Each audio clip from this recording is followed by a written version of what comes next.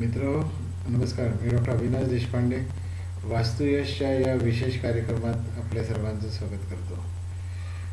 मी जे प्रोग्राम्स आपल्यासमोर सादर करत आहे यावरून आपल्याला कळेल की मी जी न्यूमरॉलॉजी आपल्याशी डिस्कस करतोय ती अतिशय परफेक्ट आहे.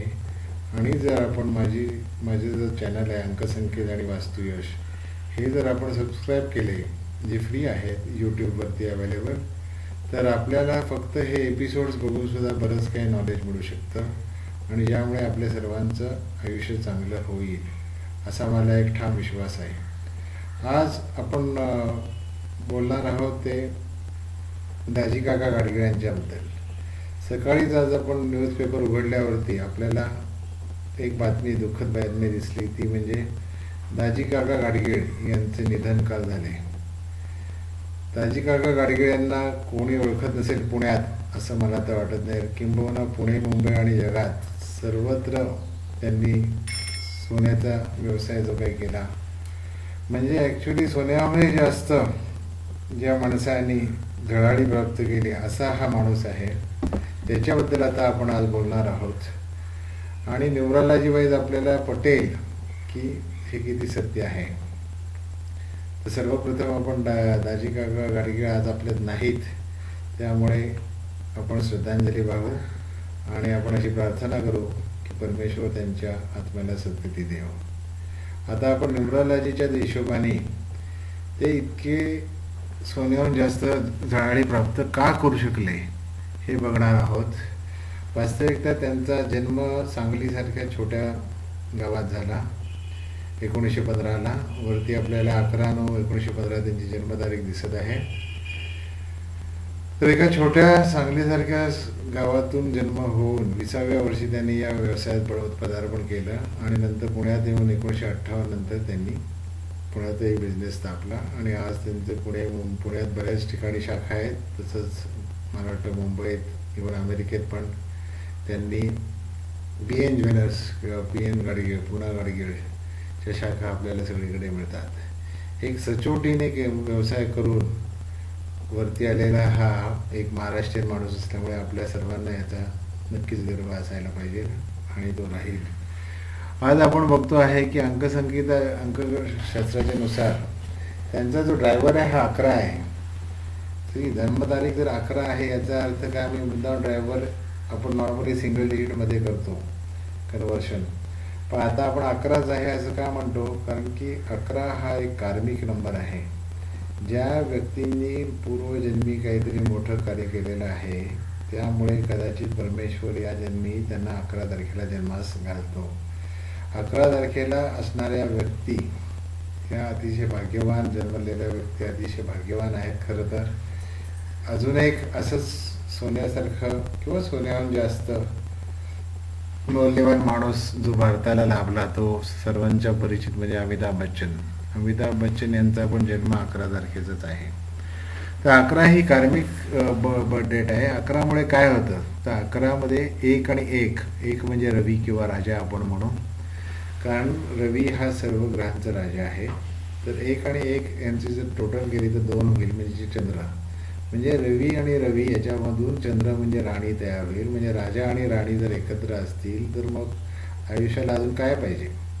त्यामुळे अशा टाईपचे लोक अतिशय सक्सेसफुल होण्याचे चान्सेस भरपूर असतात. अर्थात याच्याच बरोबर त्यांना मिळालेला कंडक्टर आणि त्यांना त्यांच्या जन्मतारखेतले इतर डिजिट्स हे पण तितकेच महत्त्वाचे आहेत. आपल्याला आता दिसत आहे की त्यांच्या जन्मतारखेमध्ये 9 हा आकडा 3 वेळेला आहे.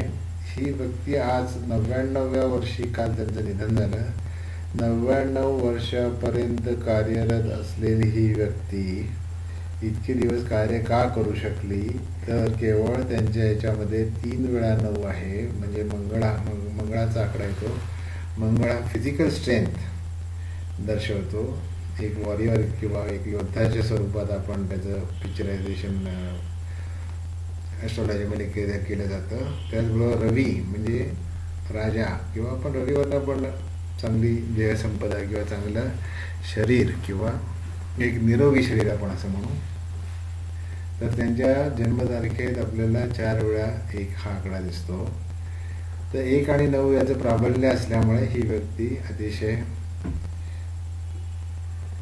जिद्दीने कार्यरत अशी आपल्याला दिसली. कारण हे 9 आणि 1 हे त्याचबरोबर 5 पण आहे. म्हणजे 9, 5, 1 हा जो डिटर्मिनेशनचा किंवा विल पॉवर, एक स्ट्रॉंग विल पॉवर, एक चांगली इच्छाशक्ती, एक जबरदस्त आत्मविश्वास असलेली ही व्यक्ती काय आहे का 9, 5, 1 हा योग आहे. 5 हा अंक जो एक कुठल्याही बिझनेसमॅनसाठी फार महत्त्वाचा आहे, रादर कुठल्याही व्यक्तीसाठी महत्त्वाचा आहे. जर आपल्या आयुष्यात फार अपडाऊन्स व्हायचे नसतील तर 5 हा अंक अतिशय महत्त्वाचा. 5 हा अंक बुधाचा आहे किंवा आम्ही वास्तूमध्ये किंवा न्यूमरोलॉजीमध्ये असं म्हणतो की सेंटरला आहे तो, या 3x3 ग्रेडच्या, म्हणजे तो ब्रह्मस्थानात आहे. मधलं स्थान हे फार महत्त्वाचं आहे कारण की त्याच्यावरती बाकीची स्थानं टिकून राहणार आहेत. तर 5 हा बुध किंवा कम्युनिकेशन किंवा व्यापार ज्याच्या खाली धरला जातो तो त्यांच्याकडे असल्यामुळे म्हणलं तर ते त्यांनी 99 वर्षाच्या कारकिर्दीत सतत त्यांच्यात वाढत होत राहिली. असे फार काहीतरी हेलकावे, म्हणजे अगदी परत काहीतरी गाडगीळ बुडाले आहेत, गाडगीळ सराफ, मग परत वरती आले, मग परत बुडाले, असे काही आपल्याला इतिहास दिसत नाही. रादर एक स्टेबल चांगली ग्रोथ आणि 6व्या पिढीपर्यंत त्यांनी हा बिझनेस नेला. याचं कारण 9, 5, 1चा एक दुर्मिळ योग त्यांच्या ह्याच्यात होता. काकासाहेब गाडगीळ यांना बऱ्याच ठिकाणी निमंत्रित केलं जातं आणि त्यांना त्यांच्या केलेल्या या सचोटीने केलेल्या या बिझनेस पोटी त्यांच्याकडनं बरेच लोक मार्गदर्शन घेत असत. मी कित्येक बिझनेसमॅन ओळखतो की यांच्याशी निकटचा संबंध होता, कारण दाजी काकांनी सांगितलेला शब्द किंवा त्यांनी दिलेले मार्गदर्शन हे अतिशय उपयुक्त असते असे कोणालाही वाटायचे. वास्तविकता त्यांचे शिक्षण फारसे झालेले नसावे, कारण की त्यांचा चार्ट तसं दर्शवतो. पण 492, कारण 4 हा आकडा जो सर्कलमध्ये मी दाखवलेला आहे हा त्यांना त्यांचं दाजी काका या नावामुळे मिळतो. तर त्यांना जे नाव प्राप्त झाल्यामुळे 492च्या हा वरच्या योगामुळे त्यांचं इंटेलेक्च्युअल प्लेन किंवा त्यांच्याकडे एक विचार क्षमता किंवा ॲनालिटिकल माइंड तयार होतं. आणि हे जे काही ॲनालिटिकल माइंड आहे याचा फायदा त्यांना त्यांच्या बिझनेसमध्ये झाला. तसाच त्यांनी त्यांच्याकडे येणाऱ्या लोकांना सल्ला देण्यासाठी केला आणि त्यामुळे बरेच लोक त्यांना गुरु समान मानून त्यांच्याकडनं सल्ला घेत असत आणि होते.